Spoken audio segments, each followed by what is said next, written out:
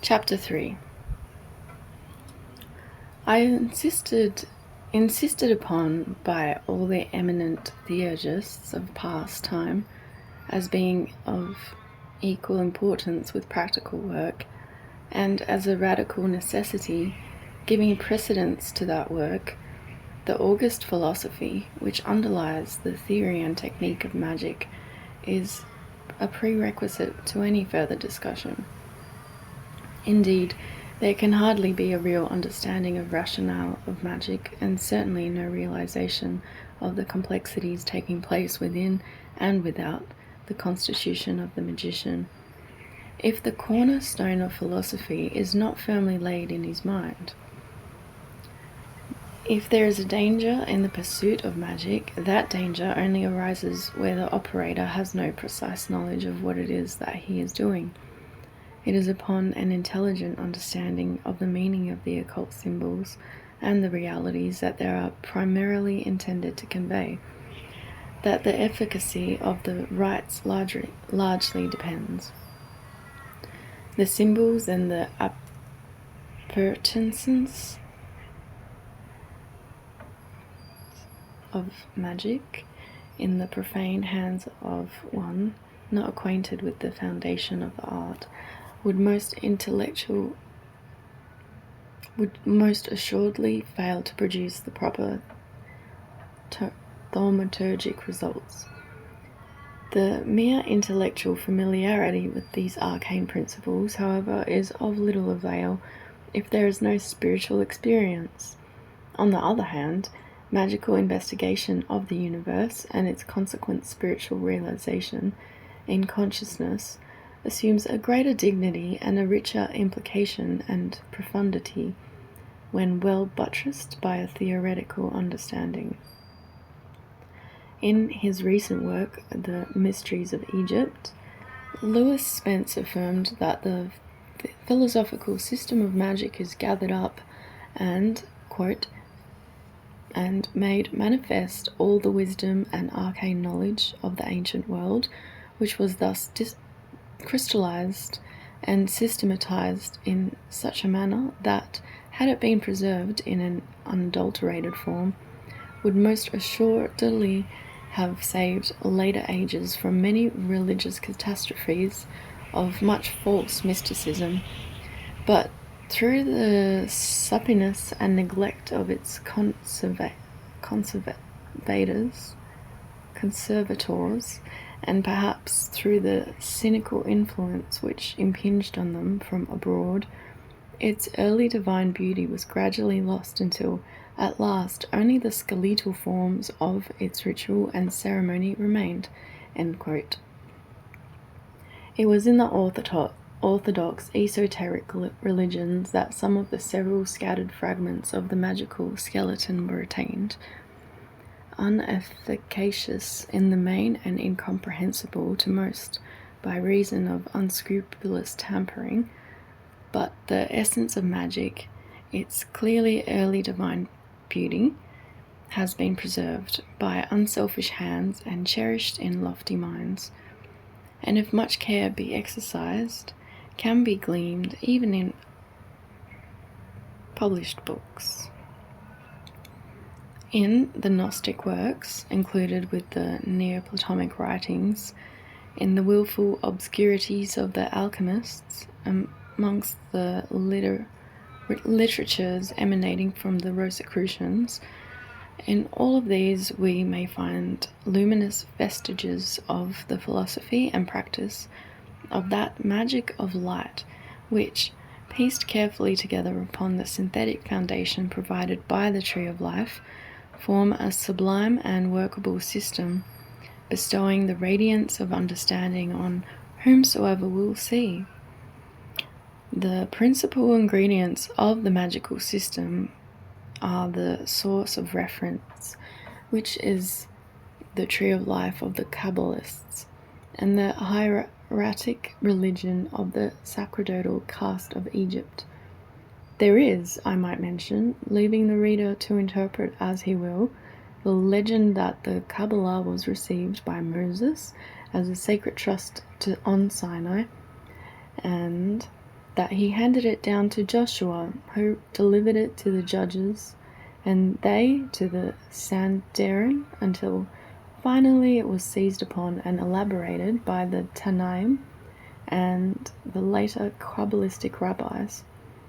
Other people firmly maintain that if ever such a person as Moses existed, historically, and if the Kabbalah and its corollaries emanated from him, then he obtained it from the Egyptian priests, with whom he indubitably studied the Nile temples. Few other countries in the world, except India, perhaps can boast so eloquent a chronicle of mystic and magical tradition as Egypt, which rightly has been styled the mother of magic.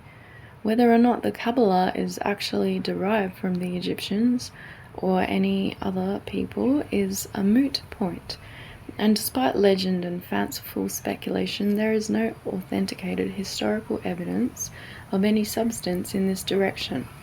Yet the practical theurgy of the Egyptians harmonizes remarkably well with the philosophical theories of the Kabbalah, and the experience of a multitude of magicians tends to the belief that there could hardly be a more suitable or satisfactory combination.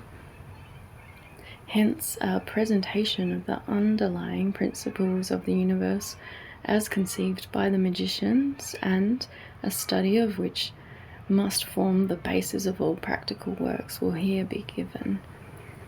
This conception of the universe will be briefly stated in the philosophical terms of the Kabbalah, and woven around the central structure of the tree of life. Quote, "On penetrating into the sanctuary of the Kabbalah, one is seized with admiration at the sight of a doctrine so simple and at the same time so absolute.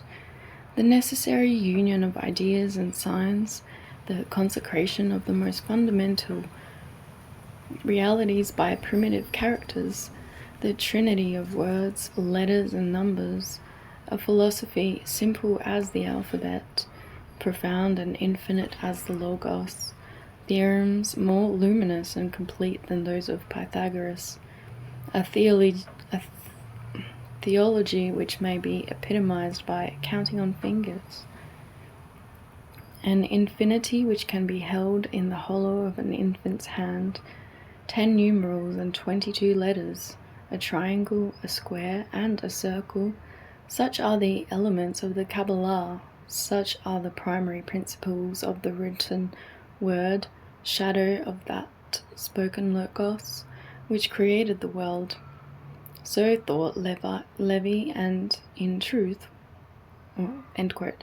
So thought Levi, and in truth, one must wholeheartedly agree with him, for the admiration-compelling foundation of the Kabbalah is a simple mathematical structure of symbols and numbers and names, utilizing 10 numbers and the letters of the alphabet of the angels, as the Hebrew alphabet has been named. Mathematics has forever been considered a divine science by the votaries of the esoteric philosophy, particularly amongst the Pythagoreans, adumbrating as it does by means of number the creative processes both of the universe and the development of the human being.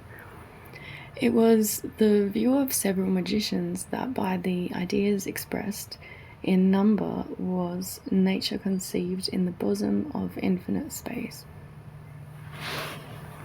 From these ideas or universals issued the primordial events, the immense cycles of time, the cosmic bodies, and all the hosts of heavenly changes. Since numbers were the means or the symbols by which the meaning of the abstract universal ideas could be grasped, in the course of time they came to be substituted for the ideas themselves. The number philosophers were taught at the beginning of their studies to think of growth and development in terms of number, to consider cosmic realities in their progressive states as the sequence of numerical advance. To these various states, numbers became identified, Hence, in the magical philosophies, to refer to zero, for instance, is to imply primarily the unmanifest essence of the universe. Before yet the worlds had come to birth, the boundlessness and immutability of infinite space, which were neither stars nor suns, planets nor men. The circle, a zero in shape, was thus considered to be a fitting representation of that primordial reality which had given existence to all living things and beings in the vast expanses of space. The point metaphysical and spiritual, which appears in strict accordance of cyclic law, was represented by a dash or a line extending from the top to bottom of the circle, an upright figure 1.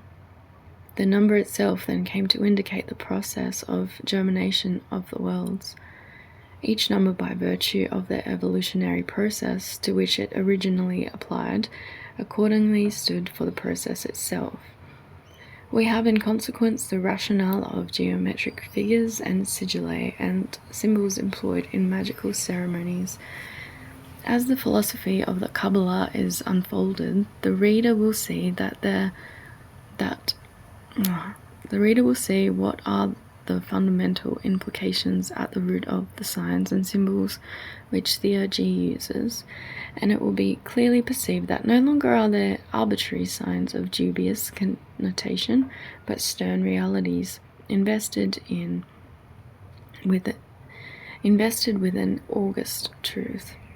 I must beg of the student, however, to bear patiently with me for a while in this and subsequent chapters, since I am dealing with a highly complex and difficult subject. No matter how fine a simplification is provided for general study, always must it call for close attention and much application. First of all, the philosophy of the Kabbalah is a philosophy of evolution. The universe, with all its planets and worlds and independent beings, was conceived to be the emanation from a primeval substance principle, which some have called God, the absolute, the infinite, the all, and so forth. In the Kabbalah, this principle, which is the one reality, is named Ein Sof, the infinite. The Sefer HaZohar, the most important perhaps of all Kabbalistic texts, conceives it to be unchangeable, unknowable to the mind, illimitable, unmanifest, and absolute, beyond all intellectual comprehension in itself, inasmuch as it could never be grasped by a mentality which is but a segment of its all-inclusiveness. It is stated to be Ein, nothing, since it does surpass all infinite understanding, immutable and boundless as its expanses are to the human mind, whose most profound speculation could not approach to the faintest adumbration of what it is in itself. It must ever remain mysterious emptiness, no thing. In this connection, the graphic conception of early Egyptians is very forceful as well as picturesque. The sky, or space anterior to all manifestation, was conceived as the naked body of the goddess Nuit, the queen of infinite space, and from her breasts the milk of the stars, the primordial waters of substance, were portrayed as issuing forth. All that can be said with truth of this absolute and supreme reality is that it is. This must suffice. Omnipresent, eternal, and self-existent. These are the ideas which transcend even the loftiest flights of the trained imagination, abstractions beyond the grasp of mortal minds. One of the symbols of this potentiality of the Ein during a period of quiescence is a circle, signifying that all having been withdrawn into homogeneity, motion returns perpetually to itself. As in the glyph, the snake's tail returns into and is swallowed by the head. The circle is only broken, so to speak, by the law of periodicity. This law, affecting all and inhering in the very nature of things, governs the constant flux and reflux, appearance and disappearance of the worlds.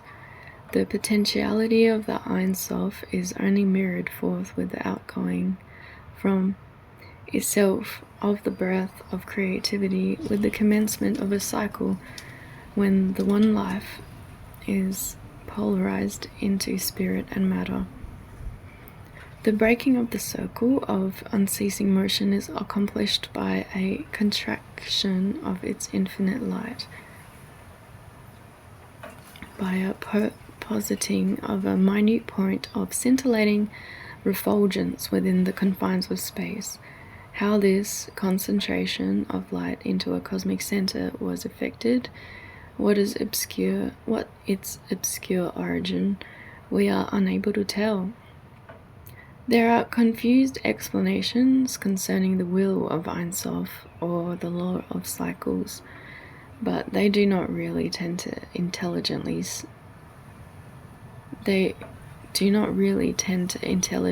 satisfaction. In the one case, it is completely impossible to conceive of so infinite and so abstract a spiritual condition as Ein Sof, possessing a will which can be put into operation any more than it can possess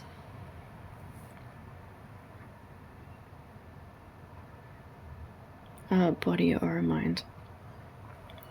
The philosophic tradition is that Ein Sof is not spirit or will, but the underlying cause of both, not force or matter, but that which underlies them, their ultimate cause. In the second case, this postulates the cyclic law of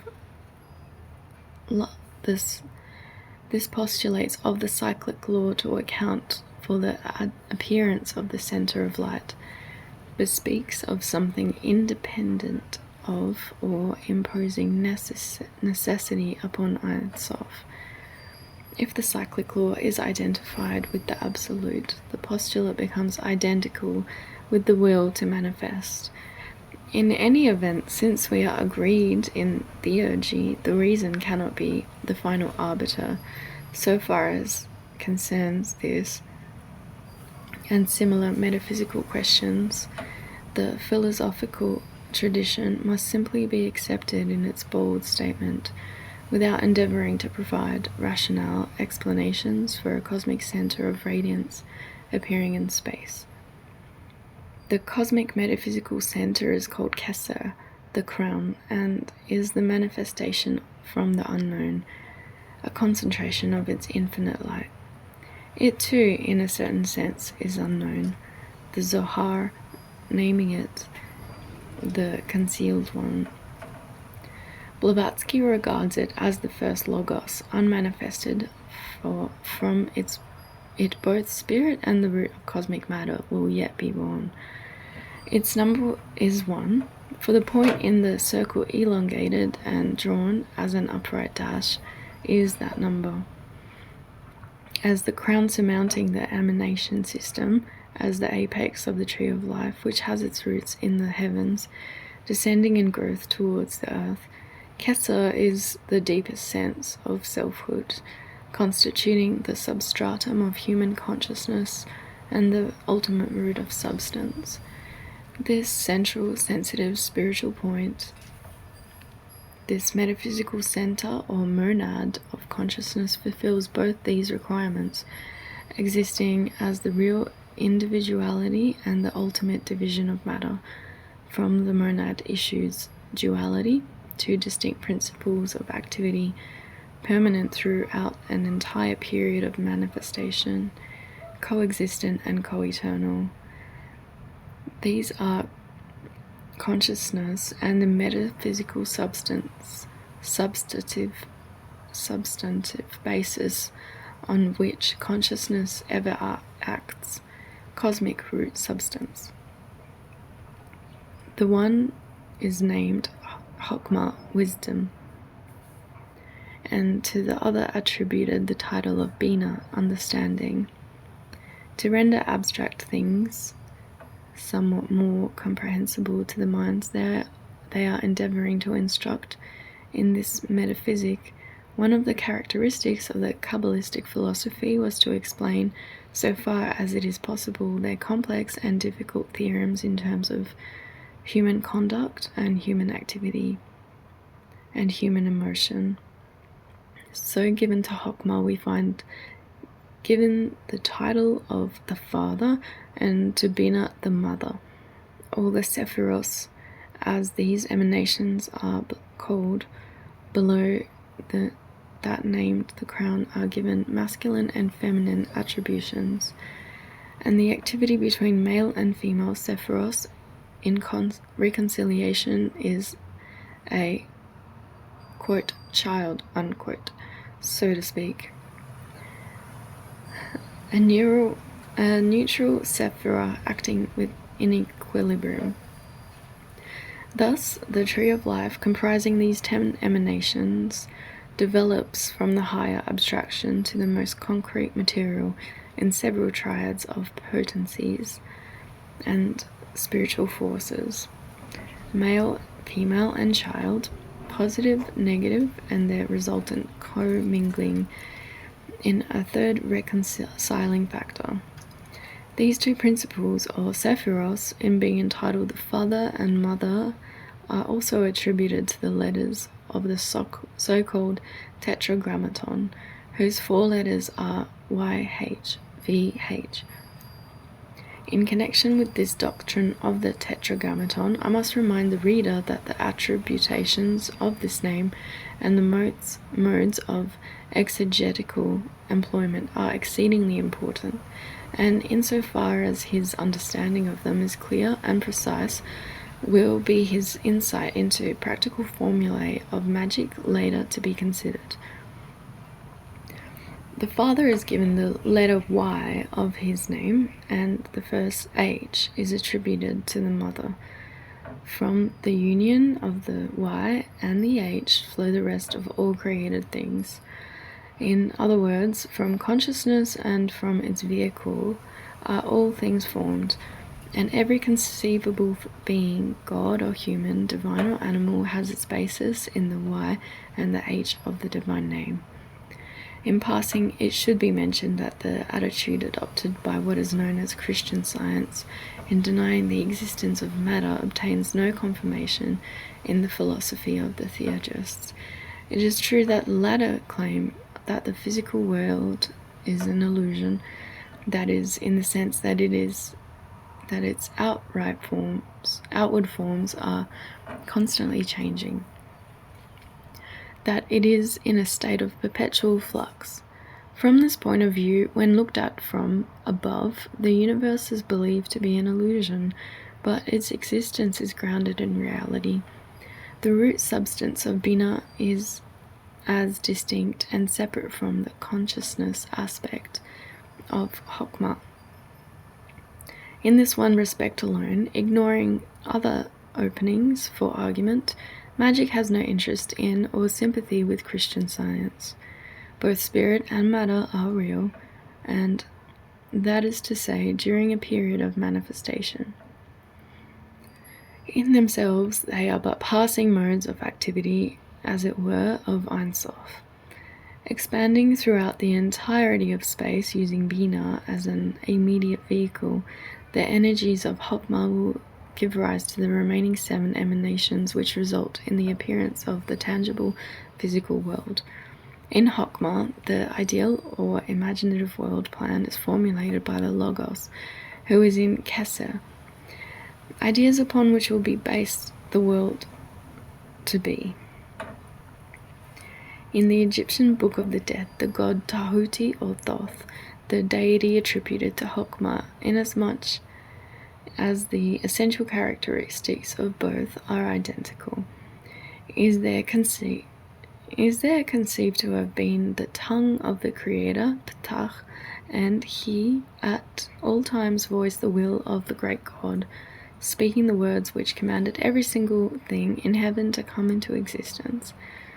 Sir E.A. Wallace Budge, the distinguished Egyptologist, remarks in the informative British Museum brochure dealing with the Book of the Dead that, quote, though framed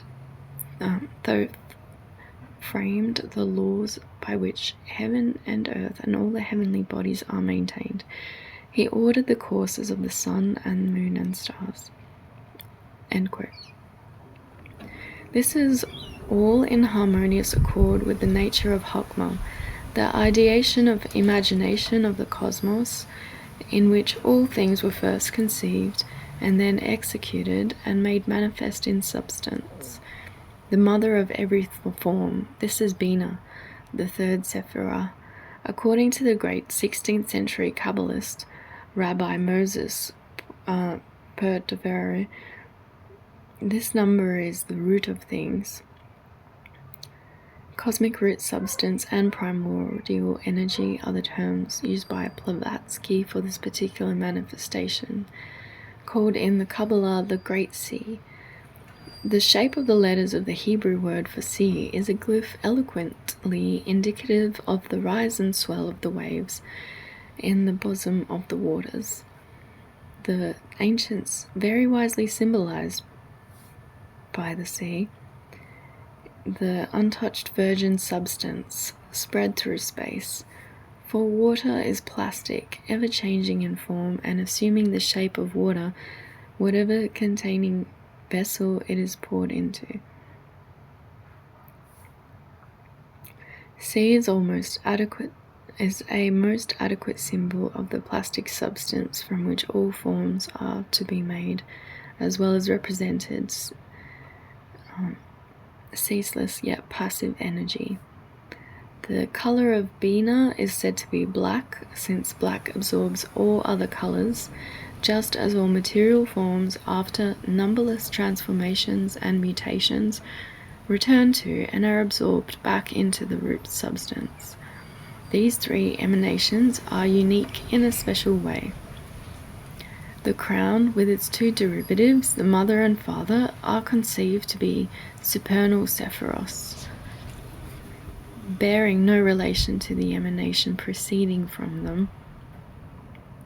On the chart of the Tree of Life, the supernals are seen to exist beyond the abyss, the great gulf fixed between the ideal and the actual, separating them from those which are the inferiors, and above from that which is below. Just as waves rise and sink below the normal level of the waters without having any lasting effect on the waters themselves, so is considered the relation of the actual universe to the supernal Sephiros, for the latter lie on a plane altogether removed from anything that we can intellectually comprehend. It is only with the appearance of the fourth emanation that we have anything which is really recognizable by the human mind. For this reason, there is a second method for numbering additional to that already given. The supernals are thought to be utterly independent of the lower Sephiros, and while the latter are given birth from and within their own divine essence, the being of supernals is by no means affected. As light shines into the darkness and illuminates it without suffering, a diminution of its own existence, so the workings of the supernals overflow from the central being without being thereby diminished in any degree the reality of their source. Hence they exist alone beyond the abyss, although throughout space is their essence diffused, and their numbering is complete in three. Beginning with their inferiors below the abyss, the plane of conditioned finite existence, the numeration begins once again with the number 1. Thus, each Sephirah in this sense has two numbers, indicating a distinct dual development of the life current. Hesed is both number 4 and 1, inasmuch as it is the first Sephirah in the plane of causality below the abyss, Jupiter, as the father of the gods, is sometimes assigned to Keser in the magical alphabet, but he also pertains to Hesed in another manner, since Hesed is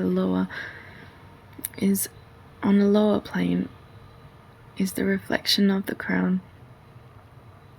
The straightforward numbering is retained to avoid the confusion of two different series of numbers, and continues from 1 to 10 without a break. It is only mentioned because this fact alone is unable to explain the isolated fragments belonging to the Pythagorean number system, which, when applied to the tree of life without remembering the dual numeration, may lead to untold confusion. From the first triad, then, a second triad of emanations is reflected or projected below the abyss. They likewise are composed of a male and female potency, with a third Sephira produced in direct reconciliation to harmonize and balance their powers.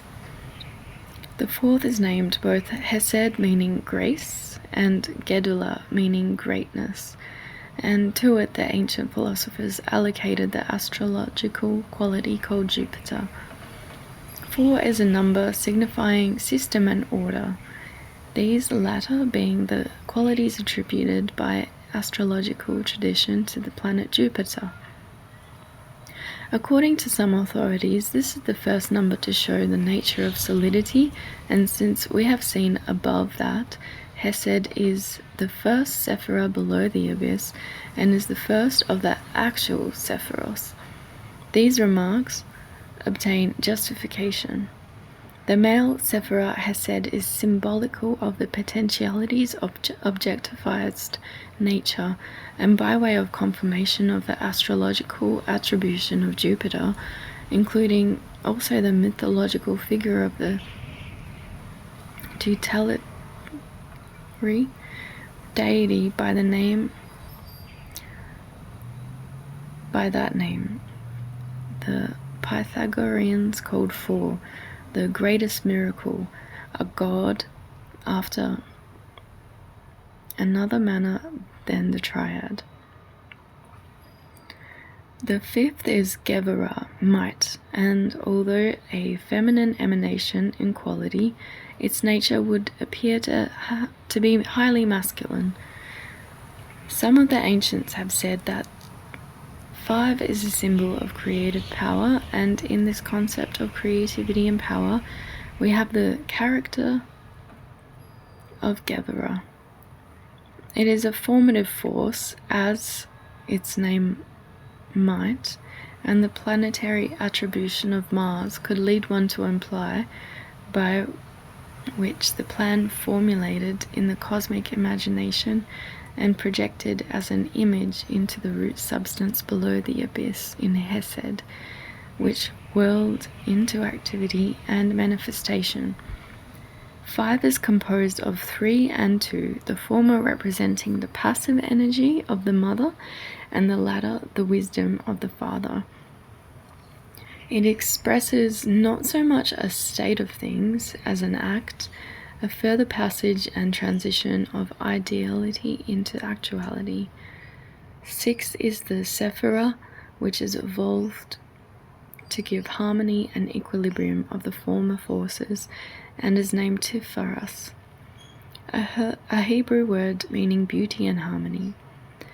The number is a symbol of all that is well balanced, harmonious, and of pleasing proportion, and inasmuch as it is a double of 3, reflects again the variegated ideas represented by that number.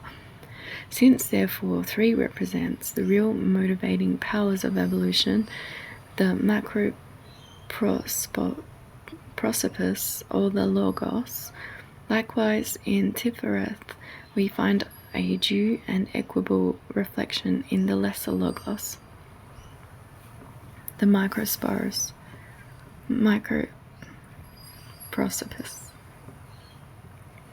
To this Sephira the Kabbalists attributed the sun, the lord and the center of the solar system. By consulting the chart, the reader may perceive that Tipharas occupies a conspicuous position in the center of the whole system of the Tree of Life. The Pythagorean number philosophers said that the 6 was a symbol of the soul, and later we should discover that the human being Tipharas, the harmonious emanation of the sun, is the sephira of the soul of man, the center of the microcosmic system and luminous intermediary between the brooding spirit above and the body with the instincts below. The Zoharic doctors of the divine philosophy allocated the 3rd letter V of the divine name to Tipharas, and since the latter is the child of the celestial father and mother, it is called the sun. The seal of Solomon, the interlaced triangles, a true symbol of equilibrium, is the appropriate token. The process of reflection continues still further in the 2nd triad, composed of the number 4, 5, and 6, though they themselves were projected by the supernal Sephiros in turn to give rise to a 3rd triad by reproducing themselves on a yet lower plane. The first of these Sephiros is male, Netzach, meaning triumph or victory. 7 is conceived to be a complete number representing a consummation of things, a completion of a cycle, and its return into itself. So in the 7th Sephirah, beginning a new triad and enclosing the 2nd series of Sephiros, is summed up anew with all the former potencies. Its nature is one of love and the force of attraction, the power of cohesion in the universe, binding one thing to another thing, and acting as the instinctual intelligence amongst living creatures. The planet Venus, the emblem of love and emotion, is the planet attributed to by the magical philosophers to this Sephirah. Likewise, the color green, which traditionally belongs to Aphrodite, as the forces pertaining to that Sephirah are particularly connected to growth, harvest, and agriculture. In opposition to Netzach, as the 2nd Sephirah on the 3rd triad is Hold, the splendor or glory, which is a feminine quality repeating the characteristics of Chokmah, although on a plane less exalted and sublime. It represents essentially a mercurial quality of things, ever-flowing, shifting, and in constant flux, and it has been termed, I believe, change in stability. With it possessing a nature very similar is the 9th Sephirah, Yesod, the foundation, which is stability and change.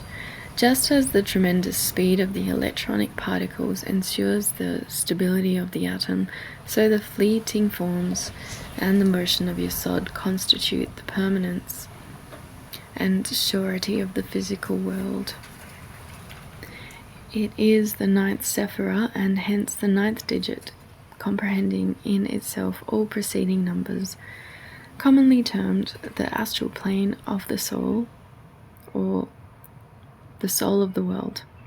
Yesod is that foundation of subtle electromagnetic substance in which all the higher forces are focused, and constitute the basis or final model upon which the physical world is built.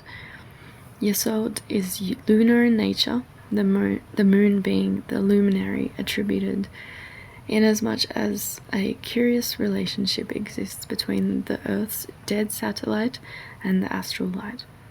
It completes the 3 triads, pendant to which is Malkuth, the 10th and final Sephirah, representing in concrete form, in a more complete crystallization, visible and tangible to the senses, all the qualities of the preceding planes. The word itself means kingdom, the kingdom of the physical world and the scene of the activities and incarnations of the souls exiled from above, the dwelling place of the Holy Ghost. In the Zohar, Malkuth is given the letter H of the divine name and is called the daughter, being the mundane reflection of the first H, which is the mother, This 10th Sephirah is called elsewhere the bride, the daughter, and the virgin of the world. Admittedly, this outline gives only a brief and very hasty glance of the numerical systems of evolution and cosmic development, which so much of Levy's respected and which elicited from him so bountiful and eloquent in admiration. In this elementary sketch, it will clearly be perceived that numbers relate to creative or evolutionary forces, and that fundamentally understood the nature of number is rhythm. This last statement is important, since harmonious proportions and activities do actually guide and mark the first manifestations of the one life into the elements and multitudinous substances present all about one. These differentiations are rightly symbolized by number, which may be conceived to glyph precisely the process of unfoldment. They represent the development of an explicit tangible universe from an implicit tangible essence, from an ideal conception to a completion of the constructed form, wherein the ideal finds its earthly inhabitation. Thus, the theurgist numbers symbolize the very rhythm of the universe, and with their appropriate sigillae adumbrate powers and entities with which he seeks to commune. There is another viewpoint of the tree of life which I should like to touch. It concerns what are called the four worlds. These worlds are metaphysical regions both of consciousness and matter, for theurgy holds that each state of consciousness has its own vehicle and appropriate grade of substance. These worlds may be viewed from two distinct points of analysis, the first of which places a tree in each one of the four worlds, thus yielding us 40 Sephiros in all. The four worlds are named the archetypal world, where the primordial archetypes or emanations are developed in the form of a tree of life.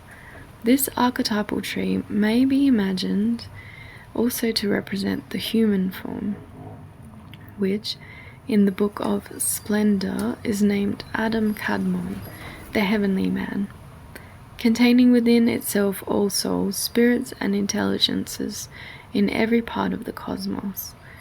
It is the universal soul, the divine parent and progenitor of all things. The soul, it is this divine man concerning which Levi speaks and to which reference was previously made. That soul is in the great life of which every individual being and separate consciousness participates. Too numerous are the developments arising from this single postulate, and too numerous are the suggestive ideas which it raises to enter into at this place. It was my intention in the first place to present only a brief outline of the magical philosophy, leaving the reader to fill out for himself the many gaps which have been left open. The totality of the Sephiros in the Olam Astilus, the archetypal world, occupies the highest plane of spiritual consciousness, the first appearance of consciousness from the Ein Sof. As the process of evolution proceeds, Adam Kadmon gradually projects itself further into matter, somewhat more dense, its unity being split up, apparently being mirrored in many facets, forming the creative world Olam Bria.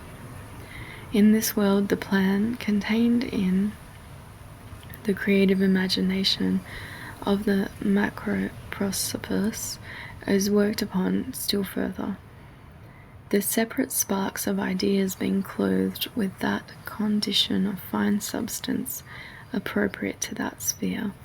Here too, a complete tree of life is developed through reflection. From the creative world, the tree is projected onto a third plane, the formative world, Olam Yetzirah, where the imaginative ideas of the Logos, the spiritual monadic sparks already clothed in the subtle mental substance of the creative world, are formed into definite coherent entities. The astral models which give rise to or serve as the stable foundation of the physical world. The physical world, Olam Asina, is the fourth and last plane, and as the crystallized projection of the formative world, is the summarization and concrete representation of all the higher worlds. In this conception, we see the justification of the Hermetic axiom, quote, as above, so below, end quote, for all that which exists below has its ideal archetypal counterpart in the higher worlds. In variegated forms, the archetypal ideas find their particular representation below.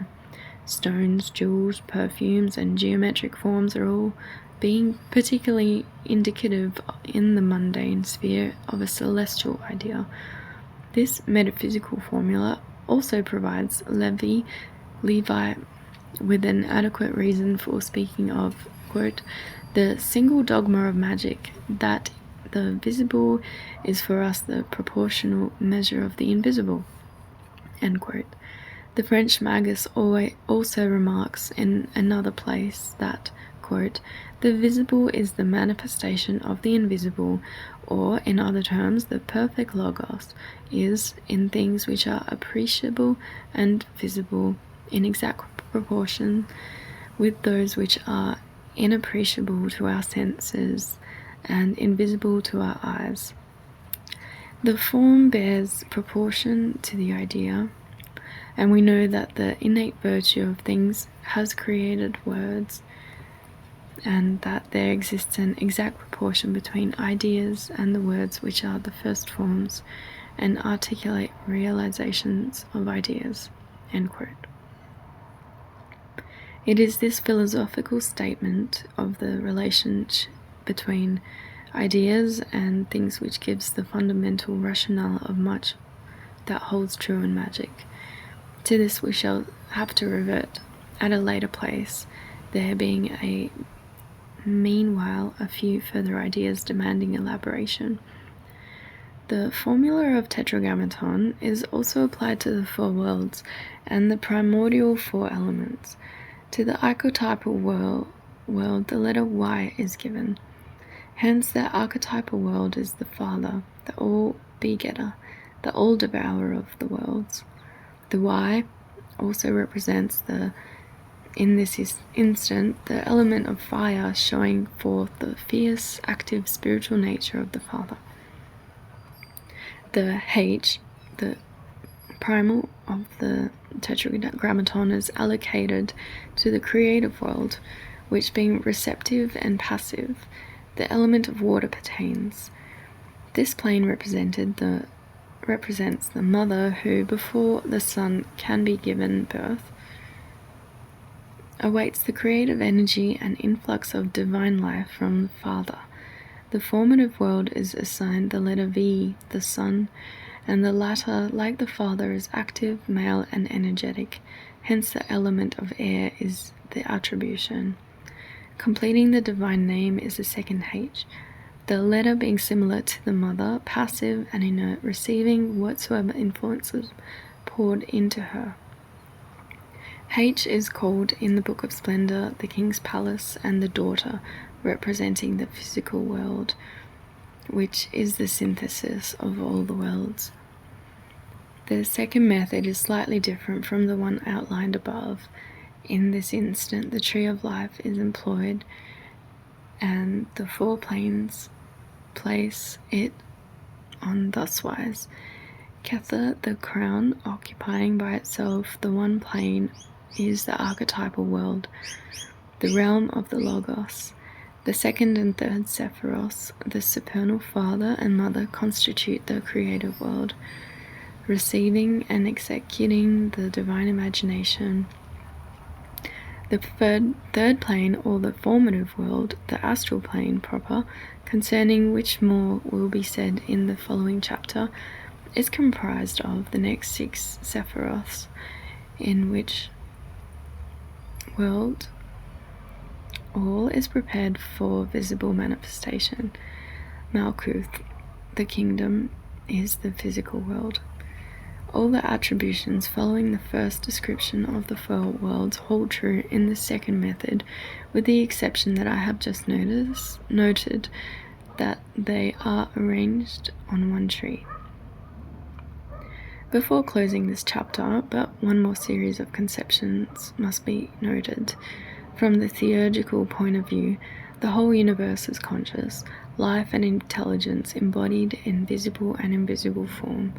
Throughout the cosmos there thrills and vibrates one intelligence, one spiritual consciousness, outnumbered in myriads of sparks or monads, permeating every form, and from which nothing in that cosmos is in any wise exempt.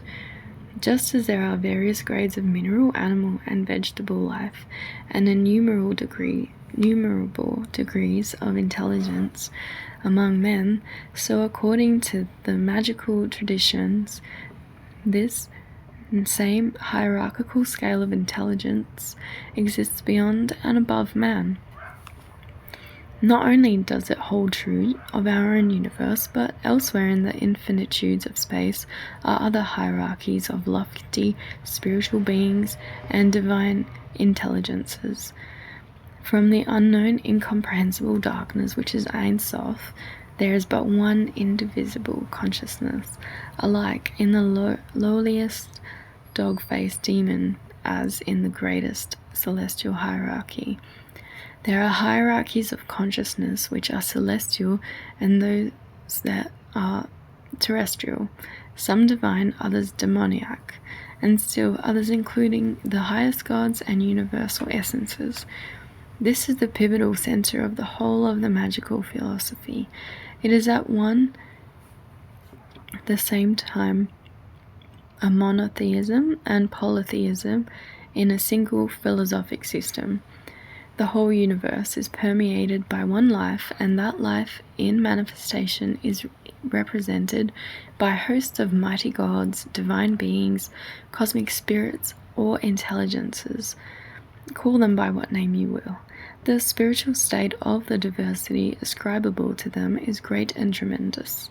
Among them are those deific forces of the rosy dawn of cosmic manifestation, from whom we are sprung, spiritual sparks thrown downwards from the divine essence. It is now possible to amplify the conception of the tree of life and the 4 worlds in terms of consciousness.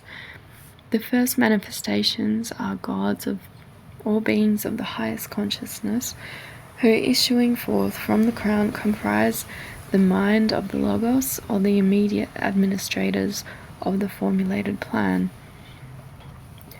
These beings are the gods Dian, Chohans, Elohim, Telet, Tarke.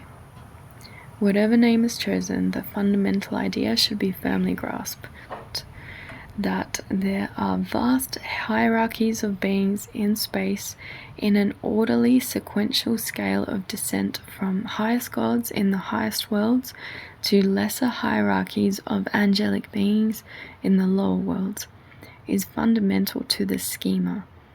Connected with every Sephirah and every world which has emanated from Ein Sof is a certain hierarchy of gods, each having a specific task in evolution and governance of the universe, and a characteristic nature. Just as Kesser the crown produced the other Sephiros, so do the highest gods evolve from themselves other deities less exalted and less sublime.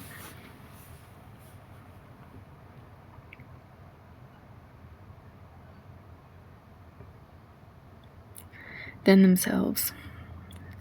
Inasmuch the numbers were assigned to the Sephiros to symbolize creative processes in the cosmos. And since the gods are allocated to the Sephiroth, the gods may also be symbolized by the numbers and the ideas associated with a particular cosmic process can apply equally well to the nature of a given god. Pythagoras well said that there is a mysterious connection between gods and numbers. As above, so below. All things on earth have their spiritual prototypes, eternal in the heavens, and all beings are the childlike reflections, faint and feeble, of the gods.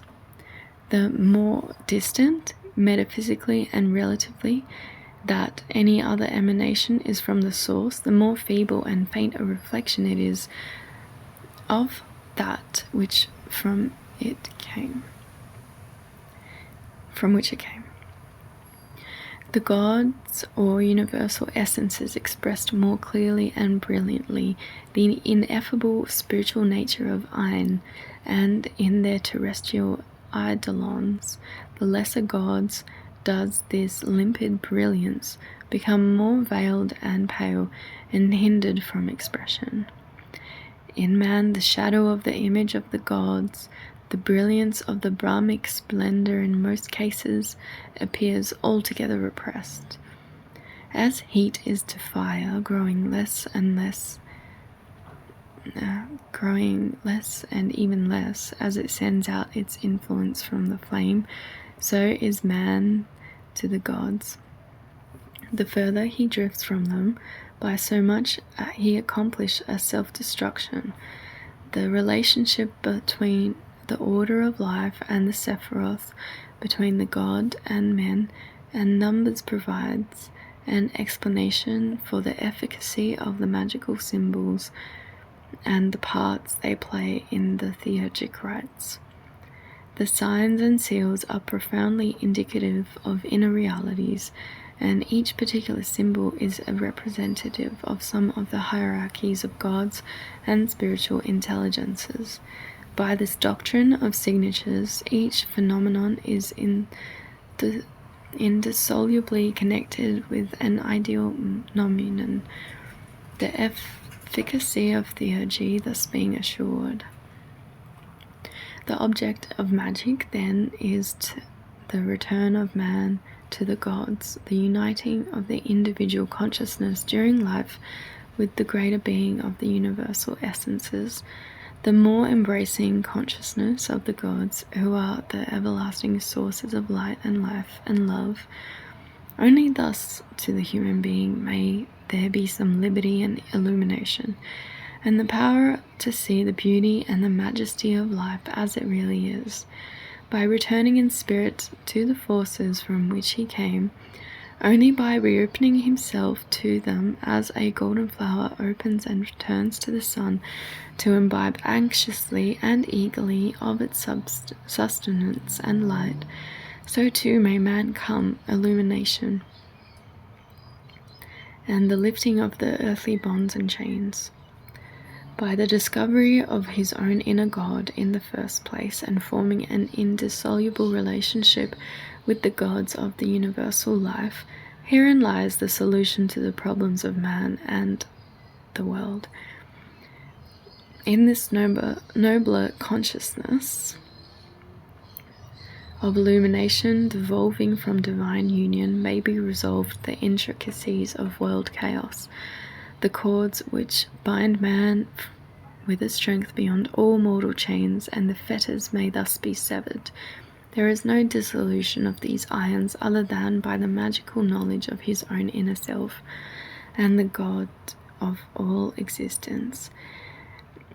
If the essence and perfection of all good are comprehended by the gods, and the first and ancient power of them is with us priests, theurgists, and if by these those who similarly adhere to more excellent natures and genuinely obtain union with them, the beginning and the end of all good is earnestly pursued.